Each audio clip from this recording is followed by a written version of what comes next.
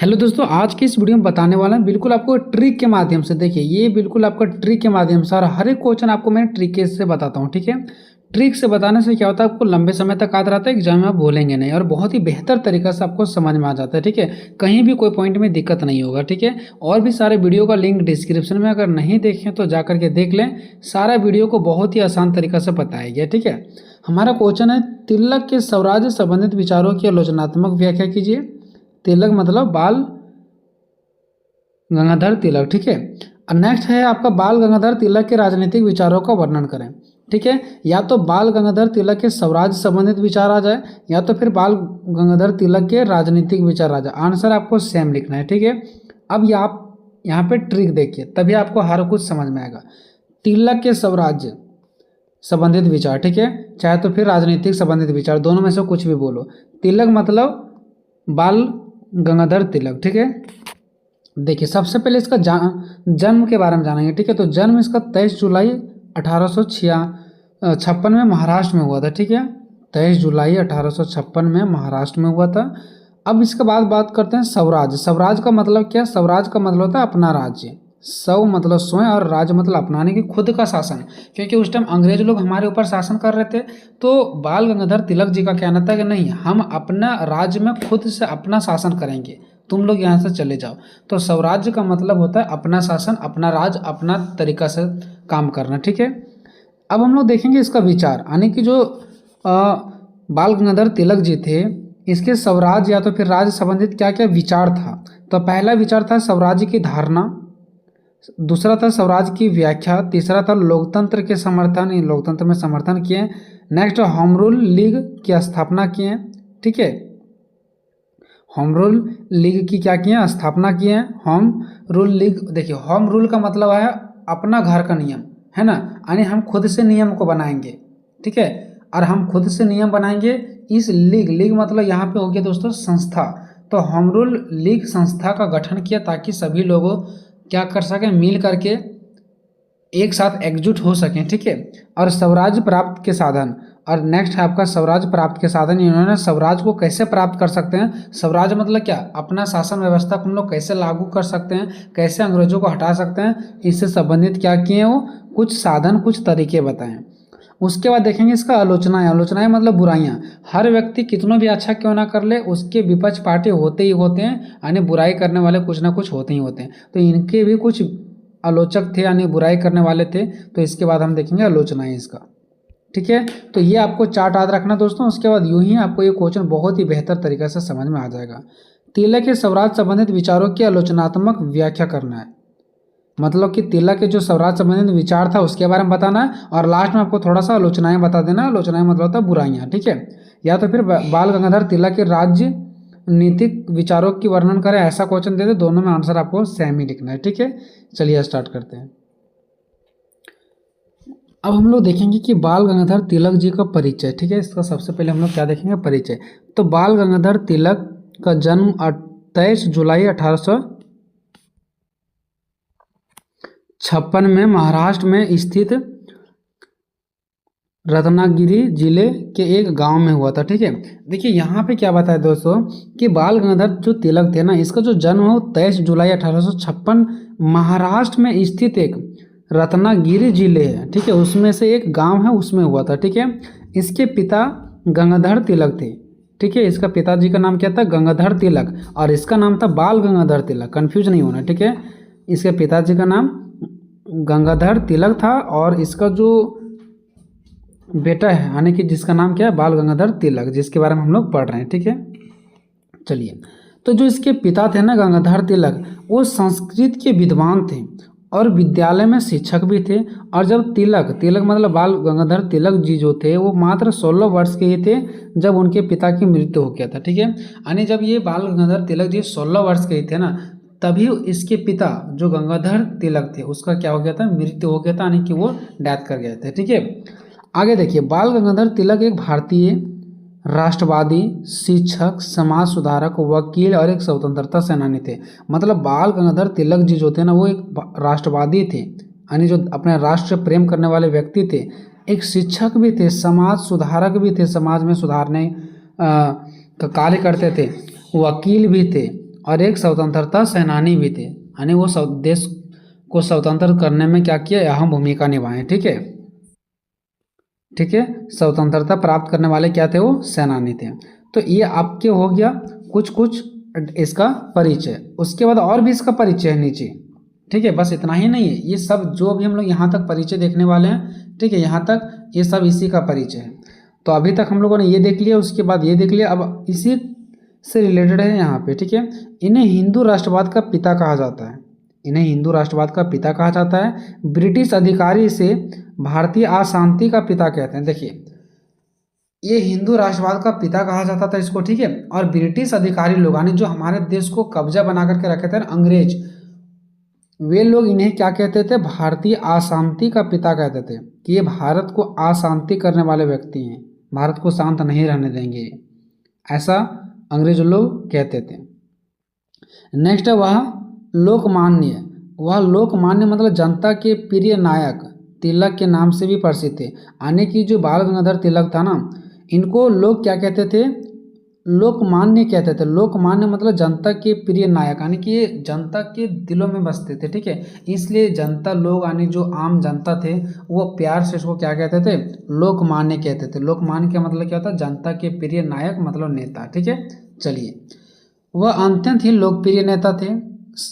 और इनका एक बहुत ही अच्छा कथन था बाल गंगाधर तिलक जी का। ये कहते थे कि स्वराज्य मेरा जन्म सिद्ध अधिकार है। स्वराज्य मतलब मेरा देश है, हम अपना शासन चलाएंगे यहाँ पे। तो इनका कहना था स्वराज्य मेरा जन्म सिद्ध अधिकार है, मतलब जब हम जन्म लिए थे तभी से मेरा स्वराज होना चाहिए और ये मेरा अधिकार है इस पर। ठीक है, और मैं उसे लेकर ही रहूँगा। अंग्रेजों के पास ये बोलते थे कि स्वराज मेरा जन्मसिद्ध अधिकार है और मैं उसे लेकर के ही रहूँगा।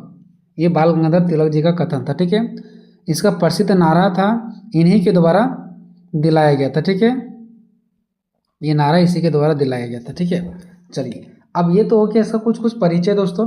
अब देखते हैं बाल गंगाधर तिलक जी का स्वराज संबंधित विचार, क्योंकि क्वेश्चन में आपको बताना है स्वराज संबंधित विचार। ठीक है, चलिए, तो स्वराज संबंधित विचार को देखते हैं। तो सबसे पहले जानने का प्रयास करते हैं स्वराज्य का अर्थ क्या है। तो स्वराज संस्कृत भाषा के दो शब्दों से बना हुआ है, स्व प्लस राज्य। स्व का अर्थ होता है अपना यानी स्वयं, तथा राज्य का अर्थ होता है शासन।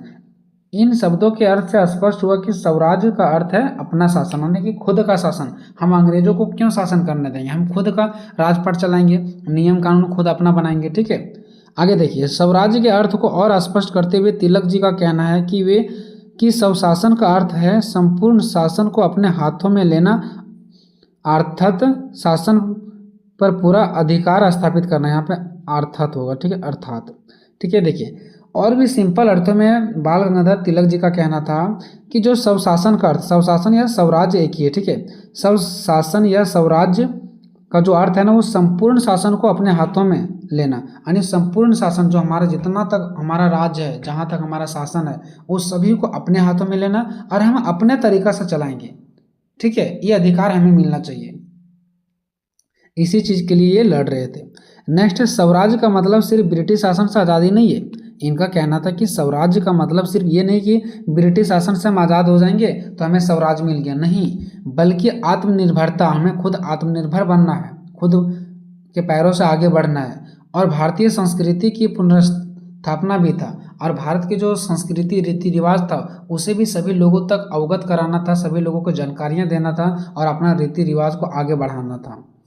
स्वराज की मांग ही ब्रिटिश सरकार को नाराज करती थी। देखो, जो भारत के लोग थे ना, वो स्वराज की मांग करते थे कि हम अपने देश का कानून हम अपने तरीका चलाएंगे, अपना देश को अपना तरीका चलाएंगे। और यही चीज़ ब्रिटिश सरकार को नाराज करती थी, ब्रिटिश सरकार को बुरा लगता था। ब्रिटिश सरकार मतलब जो अंग्रेज लोग थे, ठीक है, उसको क्या लगता था, बुरा लगता था कि ये लोग अपना राज्य को मांग रहे हैं और ये बोल रहे हैं कि हम अपने तरीके से चलाएंगे। ठीक है, अब बात करते हैं तिलक के स्वराज संबंधित विचार इस प्रकार है। देखिए, अभी तक तो हम लोगों ने देखा सिर्फ स्वराज्य का अर्थ क्या होता है। ठीक है, तो अब हम लोग देखेंगे इसका जो विचार था। तो तिलक के स्वराज्य की धारणा देखेंगे, फिर तिलक के स्वराज्य की व्याख्या, फिर तिलक लोकतंत्र के समर्थक देखेंगे, फिर होम रूल लीग की स्थापना देखेंगे और फिर स्वराज प्राप्ति के साधन देखेंगे। ठीक है, तो सबसे पहले देखते हैं दोस्तों तिलक की स्वराज की धारणा। ठीक है, कि जो तिलक जी के द्वारा जो स्वराज को अपनाया गया था कि हम खुद का शासन करेंगे, इसकी धारणा क्या है, तिलक की स्वराज की धारणा। ठीक है, देखिए, कांग्रेस कोलकाता अधिवेशन में स्वराज्य को अपना लक्ष्य बना चुका था, परंतु उसने स्वराज्य को लोकप्रिय बनाने के लिए कोई महत्वपूर्ण कार्य नहीं किया। देखिए, कांग्रेस जो है ना, वो कलकत्ता में एक अधिवेशन हुआ था। उस टाइम जो कांग्रेस था ना, वो कांग्रेस द्वारा क्या किया गया था, स्वराज्य को अपना एक लक्ष्य बना चुका था। यानी कि स्वराज्य कि हमें स्वराज चाहिए, यानी कि हम अपने शासन व्यवस्था को खुद से चलाएंगे, जो हमारा राज्य है उस पर हमारा अधिकार होगा, अपना शासन होगा। इस चीज़ों का लक्ष्य तो बना लिया गया था, ठीक है, स्वराज्य का लक्ष्य तो बना लिया गया था, परंतु उसने जो है ना, वो स्वराज्य को लोकप्रिय बनाने के लिए कोई भी महत्वपूर्ण कार्य नहीं किया। कोई कार्य भी किया जाना चाहिए ना, लेकिन नहीं, अधिवेशन में स्वराज्य को तो लक्ष्य बनाया गया कि हमें स्वराज्य चाहिए, अपना शासन चाहिए, हम खुद से शासन करेंगे, लेकिन उसके लिए कार्य भी तो करना पड़ेगा, लोगों को थोड़ा सा विश्वास दिलाना पड़ेगा कुछ ऐसा कार्य करके। लेकिन उस टाइम ऐसा कोई भी लोकप्रिय कार्य नहीं किया गया, बस लक्ष्य बनाया गया कि हमें अंग्रेजों से आज़ादी चाहिए। आगे देखिए, बाल गंगाधर तिलक ने होम रूल लीग की स्थापना की है। होम रूल लीग की स्थापना की है, ये एक क्या है, तो ये एक संस्था है, ठीक है, ये संस्था का क्या किए, स्थापना की है, और इसका स्थापना किए, होम रूल लीग की स्थापना की है। और आगे देखिए क्या होता है, स्थापना कर स्वराज का संदेश देश देश के घर घर तक पहुंचाया गया, और इस होम रूल लीग के माध्यम से ही स्वराज्य से संबंधित जितने सारे विचार थे ना, वो सभी संदेश को देश के घर घर तक क्या किया, लोगों तक पहुंचाया गया, ठीक है। उन्होंने इस अधिवेशन में कहा कि स्वराज्य मेरा जन्मसिद्ध अधिकार है, ठीक है। उन्होंने इस संदेश में क्या कहा कि स्वराज्य जो है ना, वो मेरा जन्मसिद्ध अधिकार है और मैं इसे लेकर के ही रहूँगा, हम अंग्रेजों से लड़ के ही रहेंगे, इसलिए सभी लोगों को जागना जरूरी होगा। ऐसा उन्होंने संदेश पहुंचाया, किसके माध्यम से, होम रूल लीग के माध्यम से, ठीक है, ठीक है। चलिए अब आगे देखते हैं हम लोग। वे अनुभव करते थे कि स्वराज्य के बिना लोगों का विकास नहीं हो सकता। वे मतलब उसके अंदर ऐसा लगता था ना कि जब तक स्वराज्य हमें प्राप्त नहीं होगा, यानी कि खुद का शासन जब तक हम नहीं करेंगे ना, तब तक लोगों का विकास नहीं हो सकता है। इसीलिए उन्होंने होम रूल लीग की स्थापना की है, और इसी के माध्यम से लोगों तक पहुंचाने का प्रयास करते थे अपने संदेशों को, अपने बातों को, ठीक है, ताकि लोगों को समझ आए और वो हमारे साथ आए, ठीक है। चलिए दूसरा है तिलक जी की स्वराज्य की व्याख्या। अब इसमें क्या क्या व्याख्या किया गया स्वराज्य के बारे में, वो देखिए। तिलक ने स्वराज्य की व्याख्या अत्यधिक स्पष्ट एवं सरल ढंग से की है, ठीक है। देखिए, स्वराज्य दोनों तरीका से आप लिख सकते हैं, दोनों तरीका से चलेगा, स्वराज्य या तो स्वराज्य, ठीक है। तो तिलक ने बहुत ही अच्छे रूप से इसका व्याख्या किए हैं, सरल ढंग से किए हैं, सिंपल ढंग से किए हैं। उन्होंने स्वशासन या स्वराज्य दोनों की, ठीक है। उन्होंने स्वशासन तथा ब्रिटिश नौकरशाही में अंतर बताते हुए कहा, देखिए, उन्होंने दो प्रकार से चीज़ों को स्पष्ट किया। एक स्वशासन मतलब जहाँ पे लोगों का खुद का शासन होता है, और एक ब्रिटिश नौकरशाही जहाँ पे एक ब्रिटिश सरकार शासन करेगी, ठीक है। तो वो दोनों में स्पष्ट बताएं। देखिए, जिस व्यक्ति को हम निर्वाचित करते हैं, यानी कि जिस व्यक्ति को हम चुनते हैं, इसको हमारी इच्छाओं का पालन करना पड़ता है। जैसे हम कोई नेता को चुनते हैं तो वो हमारी इच्छाओं का पालन करते हैं, हमारे अकॉर्डिंग काम करते हैं। और जो हमारे द्वारा निर्वाचित नहीं होते हैं ना, जो खुद से शासन पाठ चलाते हैं, जैसे कि ब्रिटिश सरकार हो गई जो खुद से चला रही है, वह अपनी इच्छा के अनुसार क्या करती है, आवरण करता है, मतलब अपने इच्छा अनुसार कार्य करते हैं, और हमें उसको मानना पड़ता है। अगर कोई ज़बरदस्ती चला रहा है, हम उसको चुने ही नहीं है, वो ज़बरदस्ती आकर के हमारे ऊपर थोप रहा है, तो उसको हमको मानना पड़ता है, चाहे हम उसे पसंद करें या ना करें, फिर भी उसकी बातों को मानना पड़ता है। उनके लिए स्वराज ही सब कुछ था, यानी कि जो बाल गंगाधर तिलक जी थे ना, उसके लिए स्वराज ही सब कुछ था। और यहाँ पे इन्होंने क्या एक्सप्लेन करने का प्रयास किया है कि जब हम एक नेता को चुनते हैं तब हमें कितना अच्छा फायदा होता है, और जब ये कोई दूसरा ज़बरदस्ती हमारे ऊपर शासन करता है तब हमें क्या नुकसान होता है, ठीक है। इसके बारे में यहाँ पे व्याख्या की है। अब तिलक जी के द्वारा लोकतंत्र के समर्थक, यानी ये लोकतंत्र को समर्थक करते हैं। क्यों? क्योंकि लोकतंत्र में हम खुद से वोट देते हैं और नेता को चुनाते हैं, फिर नेता हमारे अकॉर्डिंग क्या करते हैं, वो कार्य करते हैं। लेकिन जो ब्रिटिश सरकार आए थे, क्या उसे कोई चुने थे? नहीं, वो अपने से आकर के ज़बरदस्ती कर रहे थे, तो वो लोकतंत्र में नहीं आएगा। तो ये तिलक जी लोकतंत्र को समर्थन करते थे, ठीक है। तो देखिए, तिलक का स्वराज लोकतंत्र का प्रतीक था। तिलक एक लोकतंत्रवादी व्यक्ति थे, ठीक है। उनकी धारणा थी कि स्वराज्य में एक ऐसी शासन व्यवस्था हो जिसमें कि समस्त अधिकारी एवं कर्मचारी जनता के हितों के प्रति जागरूक रहे। मतलब जितने भी सारे अधिकारी लोग, कर्मचारी लोग कार्य कर रहे हैं वो जनता के प्रति जागरूक रहे, यानी जनता के लिए कार्य करें। तथा कार्यपालिका, कार्यपालिका मतलब जो कार्य करती है, के समस्त अधिकार, यानी कि कार्यपालिका के अंतर्गत जितने सारे कार्य आते हैं ना, वो सभी का सभी अधिकार एवं कर्मचारी जनता के प्रति उत्तरदायी हो। मतलब जितने सारे कार्यपालिका के समस्त जितने भी सारे अधिकारी लोग आते हैं, काम करने वाले अधिकारी लोग, कर्मचारी लोग, वो सब जनता के प्रति उत्तरदायी रहे और जनता के लिए कार्य करें। वे भारत को एक स्वतंत्र राष्ट्र के रूप में देखना चाहते थे, इसलिए वो लोकतंत्र को समर्थन करते थे। चौथा है होम रूल लीग की स्थापना। इन्होंने स्वराज को बढ़ावा देने के लिए, ठीक है, इसमें जीत हासिल करने के लिए होम रूल लीग की स्थापना की और इसके माध्यम से जनता तक अपने संदेश को पहुंचाते थे। होम रूल लीग की स्थापना राष्ट्रीय आंदोलन के इतिहास की एक महत्वपूर्ण घटना थी। जेल से रिहा होने के बाद, जैसे ही हमारे बाल गंगाधर तिलक जी जेल से रिहा हो गए, जेल से छूटे, उसके बाद तिलक जी ने स्वराज के कार्यक्रम को प्रभावशाली बनाने के लिए होम रूल लीग की स्थापना की है। नेक्स्ट है स्वराज के प्रति साधन, ठीक है, यानी कि स्वराज के प्राप्ति के साधन, यानी कि जब हमें स्वराज की प्राप्ति करना है, यानी कि खुद अपने देश पर खुद का शासन करना है, इसके लिए लड़ाई लड़ना पड़ेगा, कोई ठोस कदम उठाना पड़ेगा, तो इसके लिए कुछ वो साधन बताए थे। साधन मतलब कुछ तरीके बताए थे। वो तरीके क्या वो देखिए। तिलक ने मात्र स्वराज के विचार ही प्रस्तुत नहीं किए कि हाँ स्वराज से संबंधित सिर्फ विचार ही दिए, नहीं, विचार के साथ साथ उन्होंने इसको कैसे प्राप्त किया जा सकता है, हम अपने देश को, राज्य को खुद कैसे प्राप्त कर सकते हैं और उस पर अपना शासन व्यवस्था कैसे लागू कर सकते हैं और अंग्रेजों को यहाँ से कैसे हटा सकते हैं, इसके बारे में भी वो बताएं। स्वराज्य प्राप्त करने के कुछ नियम यहाँ पे बताएं, ठीक है, कुछ साधन जिसको कह सकते हैं। स्वराज्य प्राप्त करने के नियम या तो फिर साधन, ठीक है, नियम बोलो या तो फिर साधन। पहला है राष्ट्रीय शिक्षा, कि लोगों को पहले शिक्षा देंगे तभी सभी लोग जागरूक होंगे, पढ़े लिखे होंगे, तभी लोग चीज़ों को समझेंगे, ठीक है। तो राष्ट्रीय शिक्षा तिलक के स्वराज प्राप्त का मुख्य अंग था। उनका कहना था कि शिक्षा सबसे ज़्यादा, अगर हमें स्वराज प्राप्त करना था इसके लिए शिक्षा मोस्ट इंपॉर्टेंट चीज़ है, ठीक है। अब शिक्षा को भी ये अलग अलग भागों में बताएं, ठीक है।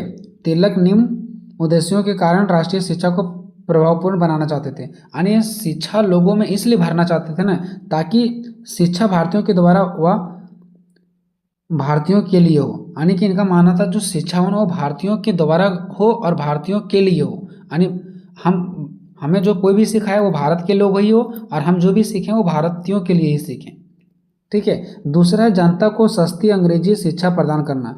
वो चाहते थे कि जो यहाँ के जनता है ना उसको शिक्षा प्राप्त हो, वो खुद से क्या करे, शिक्षा ग्रहण करे, और वो भी अंग्रेजी शिक्षा प्रदान और वो भी सस्ती।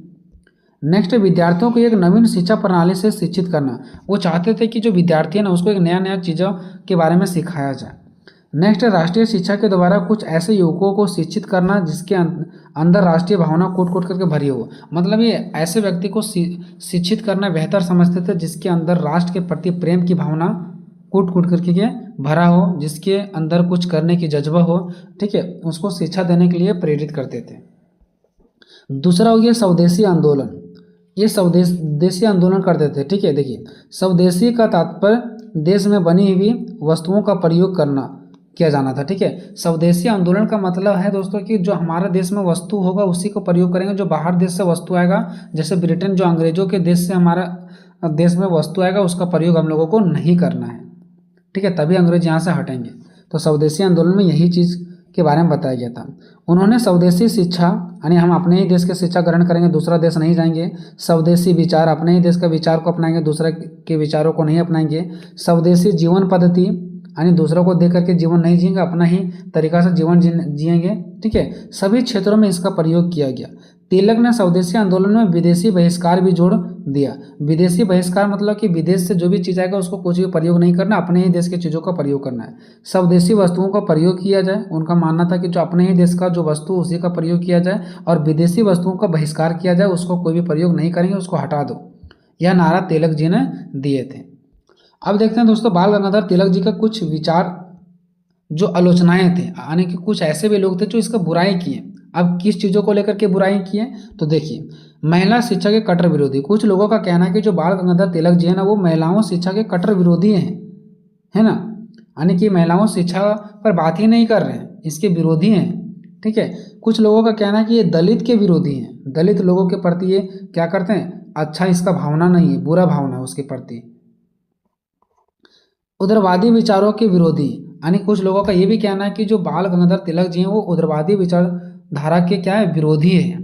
जातिवाद के पक्षधर है, ठीक है, जातिवाद को अपनाता है, जातिवाद के आधार पर लोगों को लड़ाता है, ऐसा लोगों को क्या करना है, मानना है। क्रांति और हिंसा के पक्षधर, ये क्रांति करते हैं, हिंसा करते हैं, ऐसा लोगों का कहना है। अछूतों, शूद्रों और किसानों के बच्चों को शिक्षा देते हैं और पैसों की बर्बादी करवाते हैं, ऐसा उन लोगों का कहना है जो लोग बुराई करते हैं। तो ये हो गया इसका आलोचनाएं। इस प्रकार से ये चैप्टर आपका खत्म हो गया दोस्तों। चैप्टर मीन्स एक क्वेश्चन। ठीक है, वीडियो कैसा लगा कमेंट में जरूर बताइएगा। मिलेंगे नेक्स्ट वीडियो में, तब तक जय हिंद जय भारत।